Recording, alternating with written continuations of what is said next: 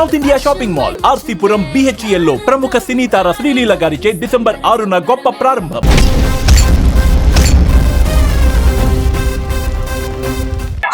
ఇందులో ఈ మూవీలో కలెక్షన్స్ చాలా గట్టిగా ఉండండి సరే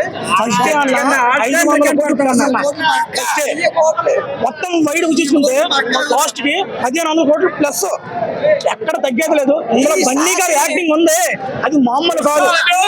ఎవరైతే ఇన్ని రోజులు మాకు ట్రోల్ చేశారో వాళ్ళందరికీ బన్నీ అన్న మాకు చాలా గర్వపడే ఒక కాలు రగలేసుకునే సినిమా ఇచ్చారు. మామూలు లేదన్న సినిమా మాత్రం అంత బాగుంది. ఎంత అంటే మాటలో చెప్పలేమంత. ఒక్కలం కూడా ఎవ్వరం సీట్లో లేవు.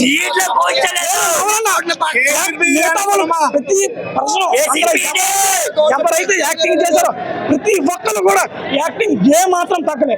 సుకుమార్ గారు ఎలా చెప్పుకుంటారో అలాగే చేశారు. ఇన్ని రోజులు 3 సంవత్సరాలు మాకు పండగ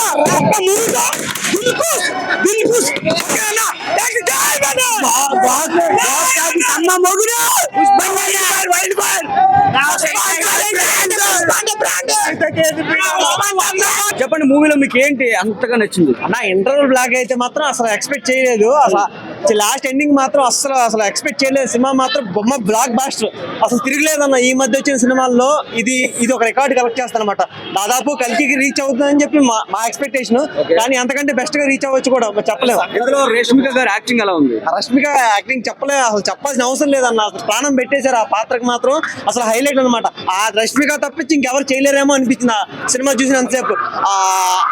అంటే ఇంకా ఆ క్యారెక్టర్ ఇంకెవరిని ఊహించుకోలేము, అంత బాగా చేసింది అనమాట. ఇంటర్వెల్ తర్వాత శ్రీలీల గారి సాంగ్ చాలా హైప్ ఇచ్చిందట, ఎంతవరకు నా సాంగ్ లేకపోతే పుష్ప పార్టీకి సమంత గారి వల్ల ఎంత పేరు వచ్చిందో, శ్రీలీల లేకపోతే ఆ సినిమా ఆ పార్టీ ఆ సాంగ్ అంత ఇది రాదు అనమాట. చార్టర్ సాంగ్ ఉంటది, గూజ్ బంప్స్. ఎలా అంటే నువ్వు కూర్చుంటే లెగిసిపోయి భరతనాట్యం నువ్వు చేస్తావు భయ. నెక్స్ట్ ఏంటంటే లాస్ట్ ఫైట్ ఒకటి ఉంటుంది, సారీతో ఫైట్. అదైతే సుకుమార్ ఎమోషనల్ 3000 కోట్లు భయ. పక్కా